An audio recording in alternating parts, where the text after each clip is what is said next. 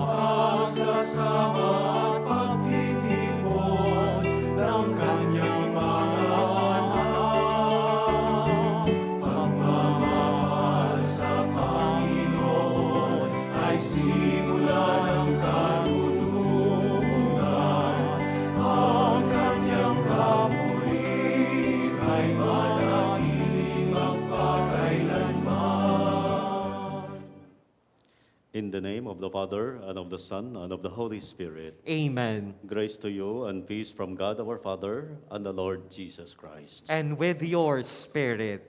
Brethren, let us acknowledge our sins and so prepare ourselves to celebrate the sacred mysteries.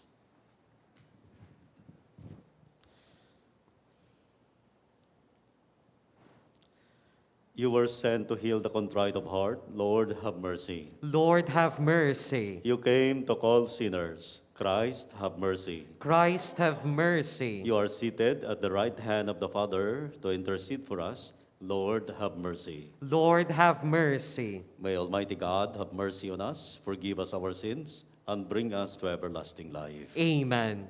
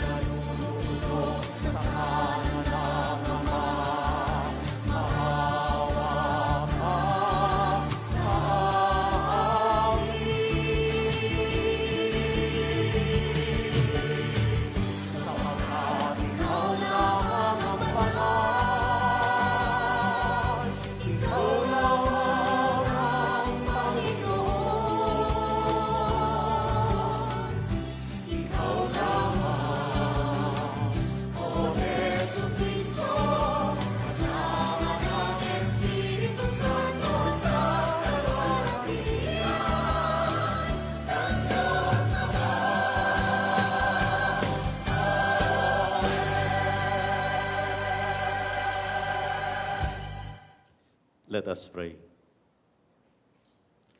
O God, who willed that your only begotten Son should undergo the cross to save the human race, grant, we pray, that we who have known his mystery on earth may merit the grace of his redemption in heaven. Through our Lord Jesus Christ, your Son, who lives and reigns with you in the unity of the Holy Spirit, God, forever and ever. Amen. Let us listen to the word of the Lord.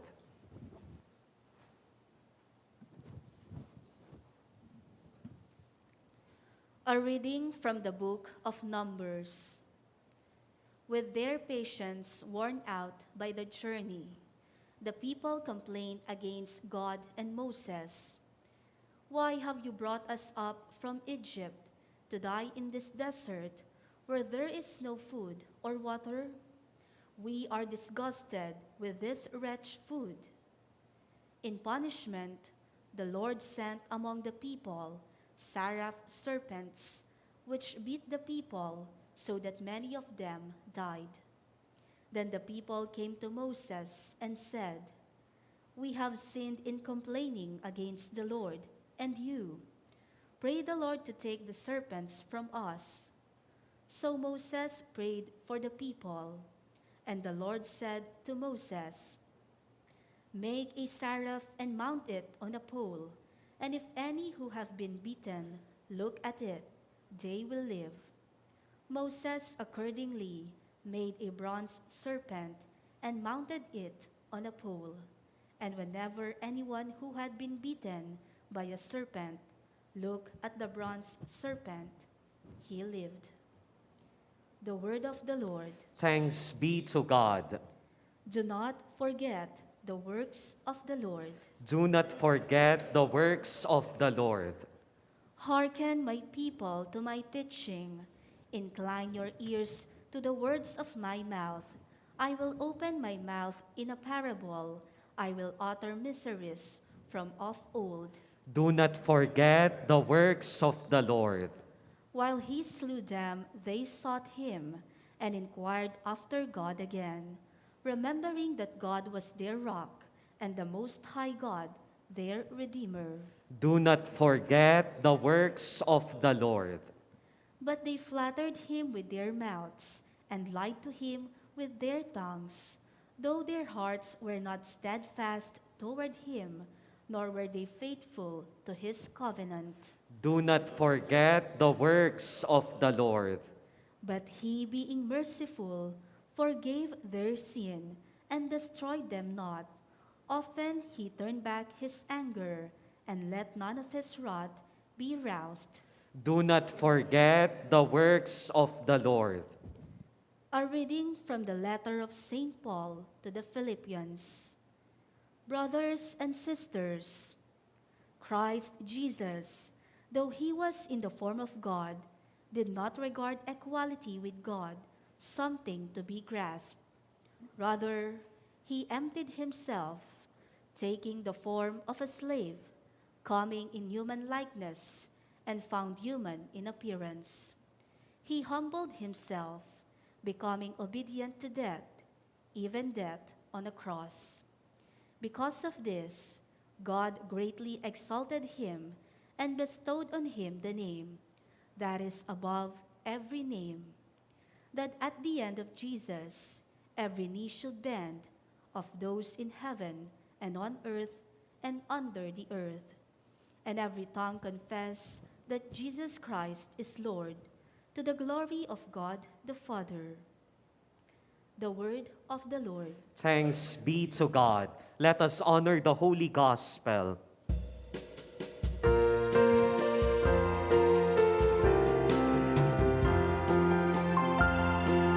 Hallelujah.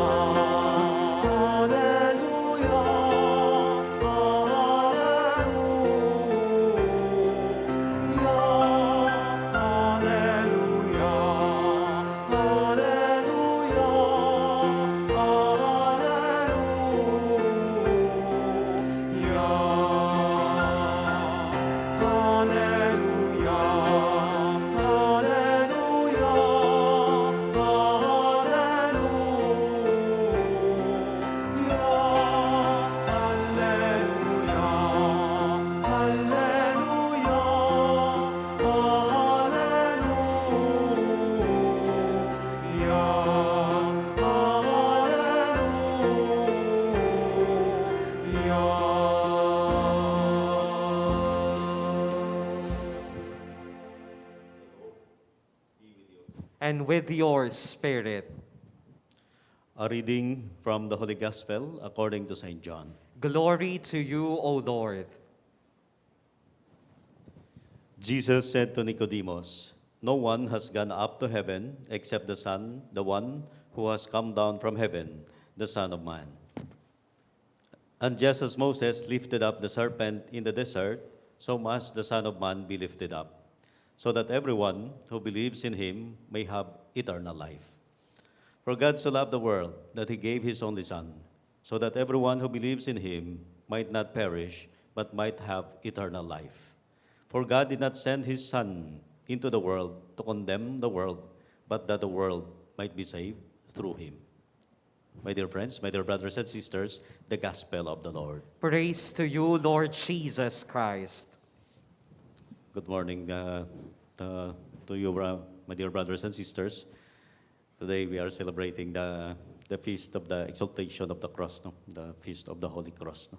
The cross na nga ito, pero pinagdidiriwang pa natin, binibigyan natin ng araw, pinagtutuunan ng ating pansin in our liturgy, in our church, no? For this feast, no? Ang kapistahan na ito ay may dalawang binibigyan ng pansin. Unang pagka-discover ng cross noon pa, no, nung mga year 326 pa by Saint Helena, the mother of Constantine of the Roman Empire, no? When she went to Jerusalem at hinanap kung ang cross, no, ni Jesus, no, ay napag-alaman niya na the cross which was kung saan nakatago, no, ang cross ni Jesus ay nakatayo ang isang pagan temple that was dedicated to Aphrodite or Venus, no. So it was raised by Saint Helena dahil sa alam niya na nasa ilalim daw ang tatlong cross, no, during the crucifixion of Jesus, no, ang isang cross kay Jesus, dalawa sa mga magnanakaw, no. And to identify the cross, it was the dying woman daw, no, isang babae ay pinahipo sa kanya, no, and siya ay gumaling. So napag-alaman nila, no, ng empress na ito na yan ang cross ni Jesus, no. And the church, no, was built there, no, and yun ang mga simulan na pinagsimulan ng pagdiriwang na ito. It was the retrieval of the true cross wherein Jesus was crucified, at ang pagtayo ng isang basilika doon sa Jerusalem dedicated to the cross of Jesus, no, the Holy September na nandoon na ngayon, no. So, ninakaw din daw ang cross na ito ng mga Persian, no, pero binalik doon ng Emperor Heraclitus na, no. At ngayon ang cross na ito ay nilipat doon sa Rome in Italy. So bakit pa natin pinagdiriwang ito? Ang cross ay simbolo ng isang kahihiyan dahil nandyan, no, namatay ang Diyos, no, at pagpapaasa ng cross, no, the passion of Jesus. Even in our life, no, ayaw natin ng cross, no, umiiwas tayo sa ating cross, no, sa cross na pinapasa natin. Let it be our life, no, our partner in life, no, kaya ang ating trabaho. Yan ang isang pagpapasa ng cross na kung minsan, no, ay iniiwasan natin at sabihin natin, ay Lord, no, napakabigat naman ang aking cross na pinapasan. Pwede ba palit tayo ng cross? O kaya tanggalin mo na itong cross, no? But sa pagpasa natin ng cross, ang pagdadala natin ng cross, no, we will also discover the love of God that is being poured down on humanity. No? Dahil sa cross ay simbolo ng pagmamahal ng Diyos at kaligtasan ng sangkatauhan. Kaya we carry our cross with the open heart, no, and with all our strength, no, because diyan din nakasalalay ang ating kaligtasan. No? So that is why today we are commemorating this feast, no, at it is a reminder para sa atin na ang buhay ay hindi kahirapan, no? May kahirapan na kasama yan. Pero in our pagpasa ng cross, there also lies our salvation. May kaligtasan, no? At may may hina, may nakikita tayo, no, na lunas, no, sa ating mga suliran dito sa daigdig, because first and foremost, God demonstrated His love, nagpakita, no, na kanyang dakilang pagmamahal sa sangkatauhan, sa sanlibutan, sa pamamagitan ng pagpapako kay Kristo sa cross at paggapi, no, ng kung anumang mga mga masama, ano, dito sa daigdig, ano, most especially the enslavement of sin of the people, no? Pinalaya tayo ni Kristo at binigyan ng kaligtasan upang tayo ay mabuhay, no, sa presensya ng Diyos, no? So with that, no, in our life, no, sa ating araw-araw naman na pamumuhay, no, may mga cross tayo na pinapasan, but hindi naman yan nangangahulugan na isasantabi lang lamang natin, no, o kaya iwanan natin, no, at ayaw na nating magpasa ng cross, no. You will not be a loving person siguro kung hindi ka magpapasa ng iyong cross, because yan ay sakripisyo. At sa pagsasakripisyo mo, it is a demonstration of your real love, no? Ang tunay na pagmamahal na binibigay mo, no, sa iyong mga minamahal, no, sa iyong kapwa-tao, no? At most especially, you are actually taking part, no, in the love of the Lord in this world, no? Yan pala ay isang pakikisalo, pakikibahagi sa pagmamahal ni Kristo na makapagligtas sa sangkatauhan, no? So with that, mahalin natin ang ating cross, no? At gawin natin, no, na yan ay simbolo din, no, ng ating dakilang pagmamahal, and most especially our work with God, no, na nakakaligtas, nakapagbibigay, no, ng tunay na saya at kaligtasan sa ating buhay, no? So with this siguro, ang ating unang reflection, of course, dala-dalahin natin ang ating cross, no? Dalhin natin ang cross ni Kristo, because in that way, no, may pagkita din natin, no, na may Diyos tayo na sinusunod at ang kanyang pagmamahal ay nangingibabaw sa ating buhay, no? In so doing, sa ating kung taglay natin at dala natin ang pagmamahal ng Diyos, no? It will give us strength, no? Bibigay sa atin ng lakas upang tanggapin o kaya lampasan ang mga challenges ng ating buhay. Kung ano man nasa ating trabaho, for example, tayo ay nahihirapan, may mga problema tayo na hinaharap na kailangang solusyonan. And sometimes, no, when we are with God, no, and we are doing it for the love of God, no, you will be surprised that there are always a solution at mapapagaan, no? May solusyon sa ating problema, no? At sometimes there are also other people na makikita mo sobra-sobra, no, ang grasya ng Diyos na binibigay sa kanila upang gamitin ito para sa ating mga suliranin, sa ikalulutas ng ating suliranin dito sa daigdig, because there is God actually who is one with us, no, in this journey, in this life, no. Do not ever think na nag-iisa tayo dito sa mundo, and God is not taking part, no, in our sufferings or in our work, no, because kung taglay natin si Kristo, kaya nating lampasan itong lahat, pasanin ang ating cross, no, tanggapin ang kalbaryo sa ating buhay, because after that there is also the resurrection, no. So, sige, magpasan tayo ng cross, because in so doing, may kaligtasan ang ating kaluluwa at may buhay na binibigay ito, no, para sa ating lahat, no. Kung gusto ninyong mabuhay ng totoo at tunay na at may meaning at may halaga, may value ang inyong buhay, the cross of Christ, no, ay pasanin natin, because it will lead, no, to our salvation. At pangalawa, we also bless other people, no? We bless our lives, no, with the cross of Jesus, no. So nalaman na natin na ang cross na ito ay may power, no, at may nagsisimbolo ng kaligtasan, we bless them, no? When we enter the church, no? We make a sign of the cross, no? When we start our celebration, we make the sign of the cross, no? At kung sa ating pagdadarasal, we also are starting it with a cross and ending it, no, with a cross, because we honor God, no, in our celebration, and God is part of our celebration. At with that, no, we also extend the blessings of the cross, no? Christ's victory in this life na nagbibigay buhay sa ating lahat, no? Gumagapi sa mga kasalanan at sa mga masasamang espiritu dito sa daigdig na ito, and most especially the triumph of God, no, over evil and over sin, no?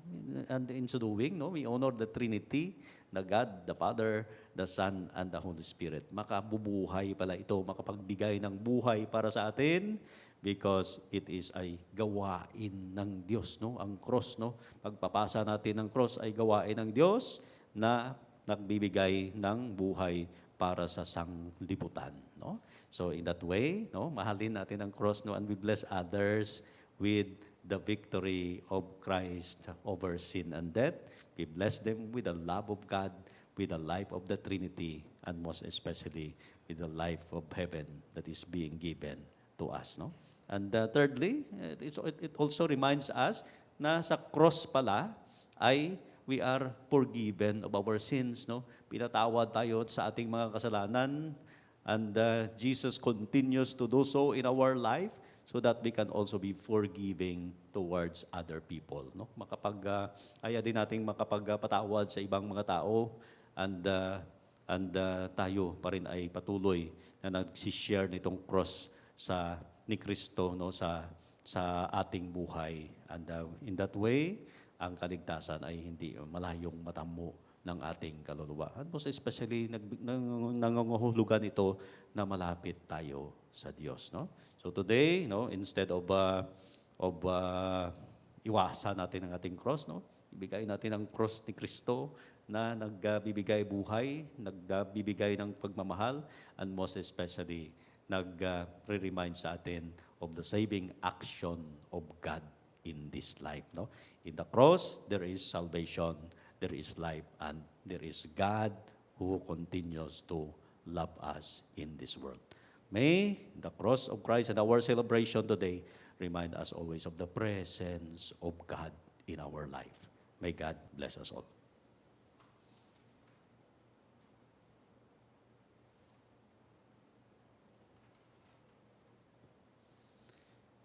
Intercession. Today we rejoice in the power of Christ's cross, through which He showed the strength of His love for all humanity. Let our response be, Lord, hear us. Lord, hear us. That the bishops will continue to dedicate themselves to love and to serve. Let us pray to the Lord. Lord, hear us. That the Church may preach Christ crucified, and so show the world that love does not come to an end. Let us pray to the Lord. Lord, hear us. That each of us may carry our daily cross in a spirit of trust, patience, and love. Let us pray to the Lord. Lord, hear us. That those who carry the cross of suffering at this time, especially those who are affected with COVID-19, and for our sick brothers and sisters, praying for their complete healing, especially Cecilia Arcelia, may look to the cross of Jesus Christ with great hope. Let us pray to the Lord. Lord, hear us. That the people of Santo Cristo del Perdon Parish, Villa Julita Subdivision, City of San Fernando, Pampanga, and Santa Cruz Parish, Lubao communities may be firm in faith and generous in love, and that their pastors will rejoice in their ministry. Let us pray to the Lord. Lord, hear us. That those who work in assisting people and communities in crisis because of war and natural disasters, as refugees and people in transit, searching for missing persons, providing blood donations, and for our frontliners will flourish through donations and volunteers. Let us pray to the Lord.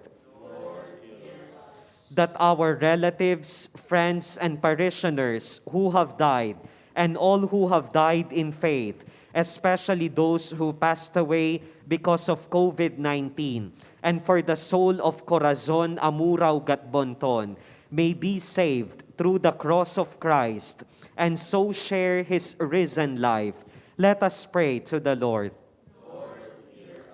May the Lord accept our intentions, especially for our safety against COVID-19, the intentions of all our radio listeners and Facebook Live viewers, the intentions being sent in the different programs of our radio, the special intentions of the radio station of our Archdiocese, and for the birthday intentions of Janet Mangalino Pelayo. Let us pray to the Lord.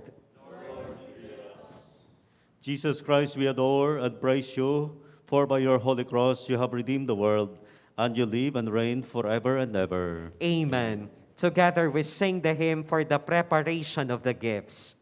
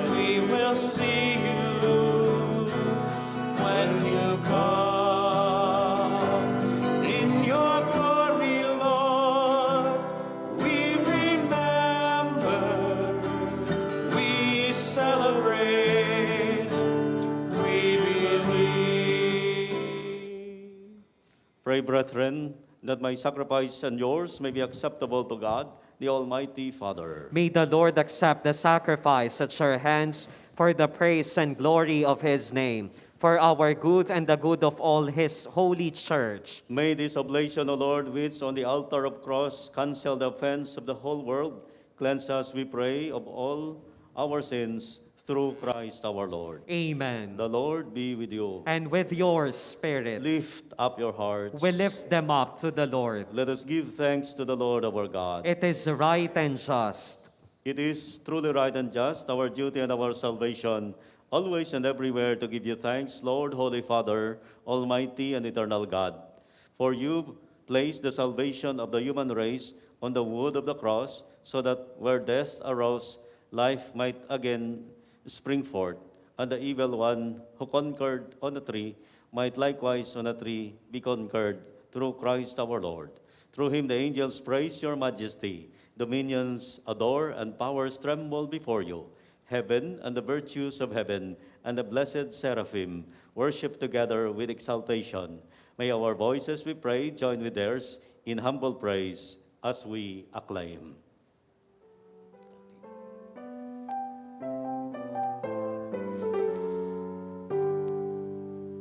Santo, Santo, Santo, makapangyarihan, napupuno ang langit at lupa ng kaluwalhatian mo. Hosana, Hosana, Hosana, Hosana,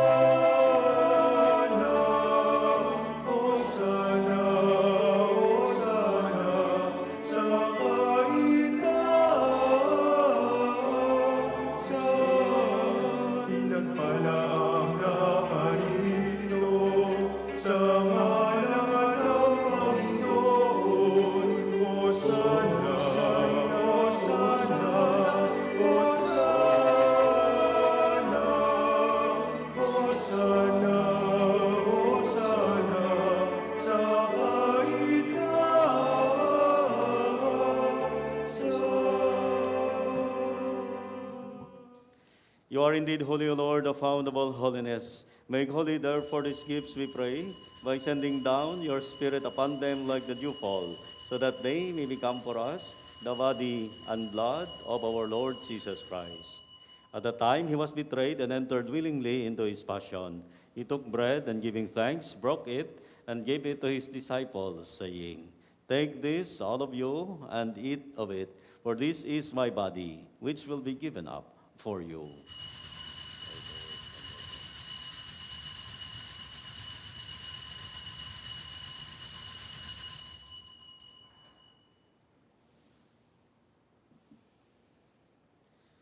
In a similar way, when supper was ended, he took the chalice, and once more giving thanks, he gave it to his disciples, saying, Take this, all of you, and drink from it, for this is the chalice of my blood, the blood of the new and eternal covenant, which will be poured out for you and for many, for the forgiveness of sins. Do this in memory of me.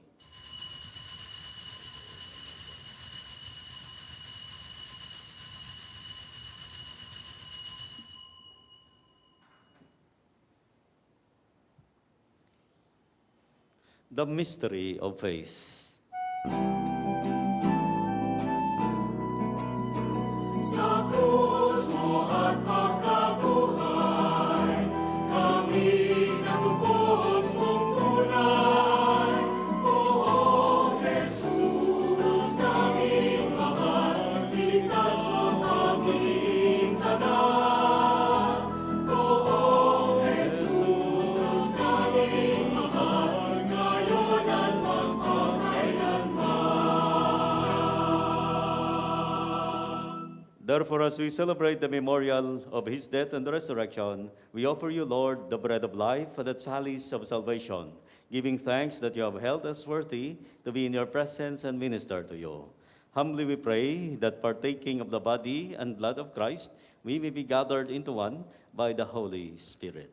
Remember, Lord, your church is spread throughout the world, and bring her to the fullness of charity, together with Francis, our Pope, and Florentino, our Bishop, Paciano, our Bishop Emeritus, and all the clergy. Remember also our brothers and sisters who have fallen asleep in the hope of the resurrection, and all who have died in your mercy. Welcome them into the light of your face. Have mercy on us all, we pray, that with the Blessed Virgin Mary, Mother of God, with Blessed Joseph, her spouse, with the blessed apostles, and all the saints, Saint Ferdinand, Saint Gabriel, the Archangel, who have pleased you throughout the ages, we may merit to be co-heirs to eternal life, and may praise and glorify you through your Son, our Lord Jesus Christ. Through him, and with him, and in him, O God, Almighty Father, in the unity of the Holy Spirit, all glory and honor is yours, forever and ever. Amen. At the Savior's command, and formed by divine teaching, we dare to say,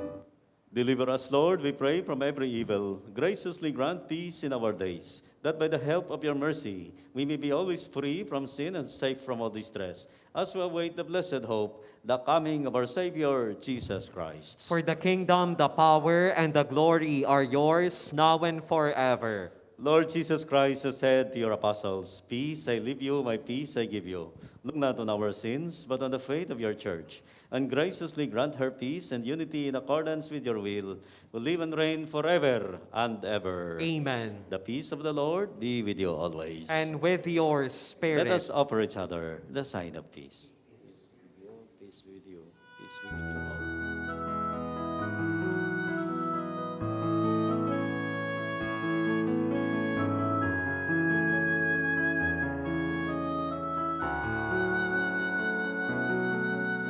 Cordero ng Diyos na nag-aalis ng mga kasalanan ng mundo,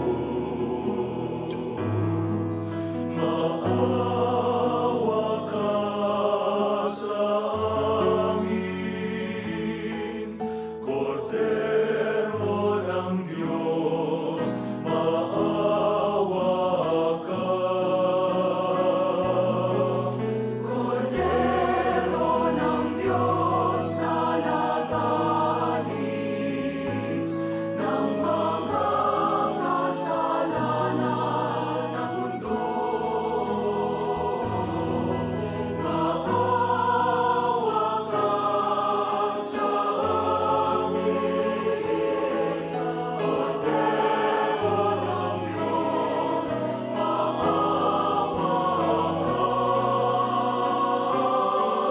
Cordero ng Diyos na nag-aalis ng mga kasalanan ng mundo,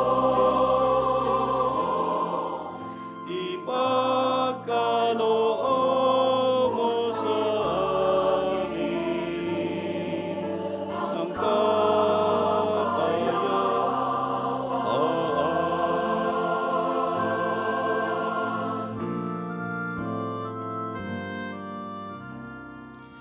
My dear brothers and sisters, behold Jesus, the Lamb of God who takes away the sins of the world.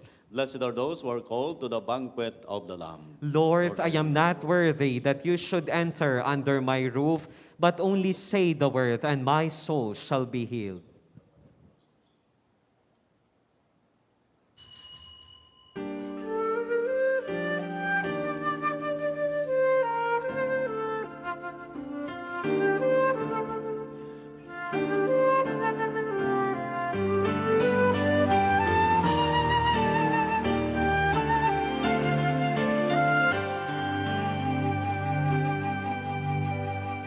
We carry the same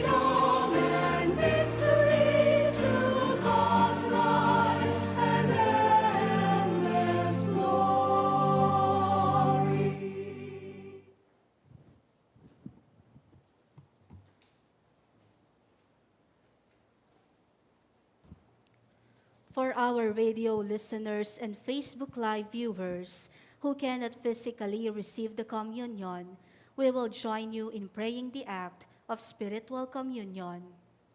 My Jesus, I believe that you are present in the most holy sacrament. I love you above all things, and I desire to receive you into my soul. Since I cannot at this moment receive you sacramentally, come at least spiritually into my heart. I embrace you as if you were already there and unite myself wholly to you. Never permit me to be separated from you. Amen. Abe-abe tayong pangadyan ngeni, ing panalangin kang San Lorenzo Ruiz, para karing katekista. O mayupaya at alananggang ipa, pigkalamu kang San Lorenzo Ruiz, ing tetagan king kasal pantayanan, pauli ning lugod na keka. Sinuyuya king banal a kapulungan, meging tapat yang asawa, ipa at pamuntok ning pamilya. At bilang talapatutuning ebanghelyo, inarapana ing kamatayan, libong bie abinye mo kaya, dinaon nangan keka. King panalangin niting banal a martir, saupan mo kaming atularan ing biena, labanan mi at pagtagumpen ing kasakitan king bie, pauli ning lugod mi keka. O San Lorenzo Ruiz, patulunan mi, ikeng katekista, mamilatan ka at ipanalangin mo kami, masusubok ing kaming kasalpantayanan at kasuywan, pauli ning pandemya, dapot king malasaop mo, maging tapat kami sana, king tengwanan ming kasuywan. King kekang pamamilatan, idaon mo king mapaglunos sa ipa, ding kekeng panalangin, bankawangis mo, maging talapatutuna kening ebanghelyo ng Kristo, banayanad mila ding anak, at kayanakan, king bie kasal pantayanan. Ing bie misana bilang katekista, makaibie ligaya at kapuryan, king alananggang Diyos, kaya ing kapuryan at dangalan, kambening Ginong Hesukristo, at ning banala Espiritu. Amen.